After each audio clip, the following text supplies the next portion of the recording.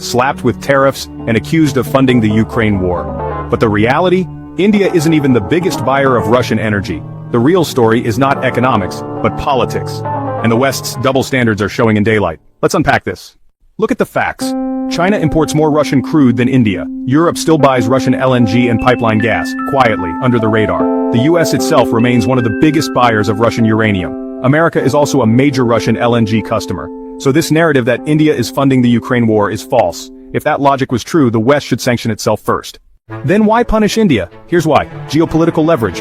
India is a swing state, not fully with the US, not with Russia, China. Tariffs are a way to discipline and keep it in line. Signal to others. If India openly defies sanctions, others may follow. So India is made the example.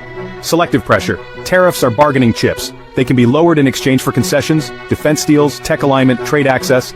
And why do Pakistan and Bangladesh get lower tariffs? Because they're too small to threaten Western dominance. India is big, rising, and independent. That makes it a target. The hypocrisy is clear. The West still imports Russian energy indirectly but points fingers at India. Europe relabels Russian LNG with no outrage, while India's oil gets headlines. Pakistan and Bangladesh get tariff benefits, while India faces punishment tariffs. Friendship in words, pressure in action. This is the double standard at its core. Some ask, why doesn't Russia just cut supplies to America or Europe? 3 reasons. Revenue dependence. Sanctions already squeeze Moscow. It needs buyers. Divide and exploit. Every Western purchase exposes hypocrisy, strengthening Russia's narrative. Long-term leverage. By keeping ties alive, Russia ensures the West can't fully cut itself off. The US calls India a strategic partner. But here's the reality. They wave China as a scarecrow. Align with us, or China will crush you.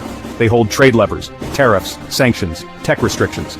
They pitch Quad as cooperation, but it's really a US-led military balancing act. In truth, China is not India's existential threat. The deeper threat is economic and political pressure from the very allies who call themselves friends.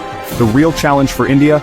Not to fall into the China threat trap, but to guard its economic and political independence from the very allies who want to bind it. So here's the bottom line. India is not the main funder of Russia's war. The West's tariffs are not about oil, they're about control. Pakistan and Bangladesh are spared because they're weak. India is pressured because it is strong, independent, and rising. The US and Europe project friendship when it suits them, but expose their double standards when India refuses to obey. The real challenge for India? Guard its independence, because geopolitics is not about trade today, it's about power tomorrow.